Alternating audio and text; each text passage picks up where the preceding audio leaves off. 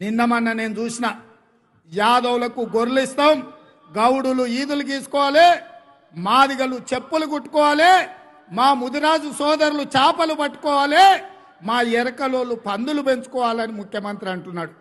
నేను అడగదలుచుకుని ఈ వేదిక మీద నుంచి శ్రీమతి సోనియా గాంధీ గారు 60 ఏండ్ల సుదీర్ఘమైన పోరాటాన్ని 1569 మంది విద్యార్థుల ఆత్మ బలిదానాలను దృష్టిలో పెట్టుకొని ఈ 60 ఏళ్ల ఆకాంక్ష నెరవేర్చి తెలంగాణ రాష్ట్రం ఇస్తే ఇవాళ యాదవులు గొర్రెలు పెంచుకోవడానిక, ముదిరాజులు చేపలు పట్టడానిక, గౌడన్నలు కళ్ళు తీసుకోవడానిక, మా బోయలు అనాథలయ్యి ఉద్యోగ ఉపాధి లేక వలసలు పోవడానిక? ఉద్యోగ ఉపాధి అవకాశాలు ప్రతి వాళ్లకు ఉద్యోగ అవకాశాలు రాకపోవచ్చు, కానీ కుల వృత్తులను చేతి వృత్తులను బలోపేతం చేసి వాళ్ళకు అవకాశాలు కల్పిస్తే ఆ కుటుంబాలు ఆర్థికంగా నిలబడతాయి. ఆ కుటుంబాలు ఆర్థికంగా నిలబడితే వాళ్ళ పిల్లలను చదివించుకోవడానికి అవకాశం ఉంటుంది.